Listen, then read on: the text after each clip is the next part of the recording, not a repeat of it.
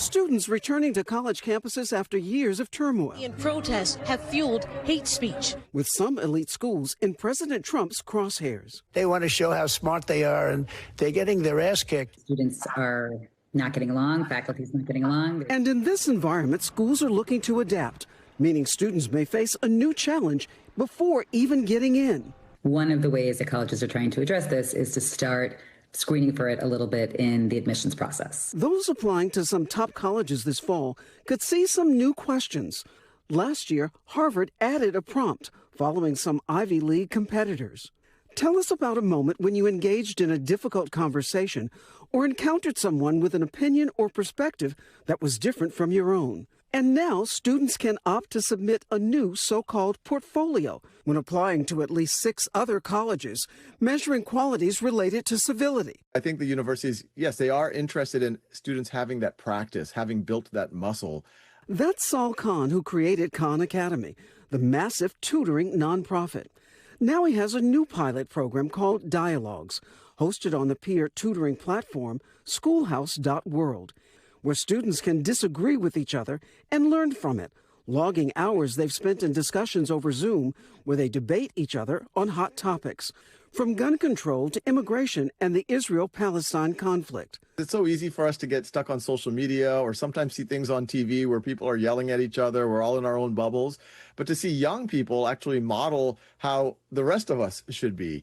And that's what gave us confidence to make this a broader program. Afterwards, students receive reviews from their peers, rating them based on their virtues like how curious or even how kind they were in a session. Then a portfolio of reviews can be submitted to schools for consideration, although it's not clear how much weight they have in admissions. We reached out to the 6 schools Khan lists as partners and were not granted interviews. I saw that this was another application component, and I thought, this might be another way to just show who I am. John Sargent is a high school senior from Illinois.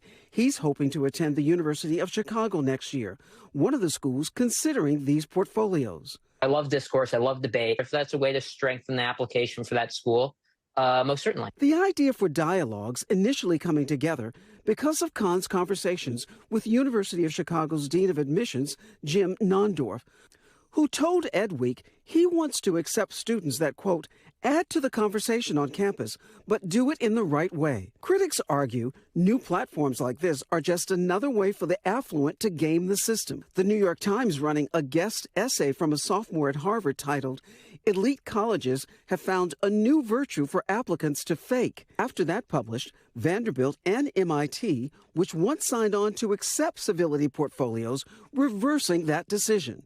Vanderbilt saying in part it ended the pilot after careful consideration and hearing some concerns.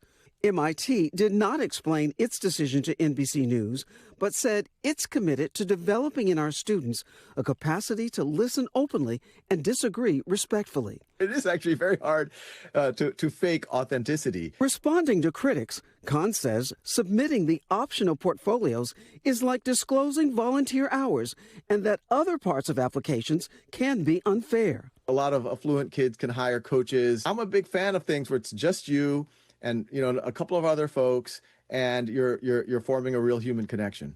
But that human connection not always an aspect of some new AI tools, also meant to improve civil discourse.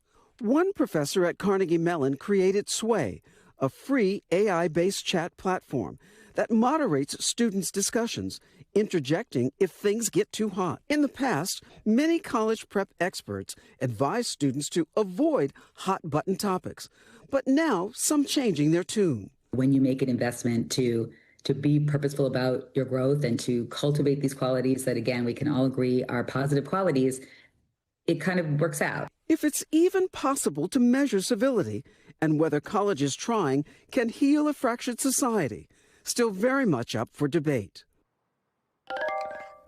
Yeah, Rahema, I think that last sentence is so critical, right? Because civility seems to be in short supply these days everywhere. So how can AI or even a non-AI program measure civility? That's a great question, Tom. I think it's all coming down to, as the experts say, a question of whether or not you can disagree without being disagreeable. And these platforms have put up a couple of things that they want people to think about. They hope that AI is going to be able to discern, and that is whether or not someone is being calm when they're having a discussion with someone. And that is a discussion, and it's not a debate where you're locked in on your ideas and that you are inflexible in terms of considering someone else. So that idea of being respectful, empathetic, and a good listener, that might determine it. Yeah, what do they say when you go to a friend's house for dinner? Don't talk politics, don't talk religion. That's not easy to do in college. That's where you're supposed to be talking religion and politics. For sure. All right, Rahima, thank you very much. We thank you for watching, and remember, stay updated on breaking news and top stories on the NBC News app or watch live on our YouTube channel.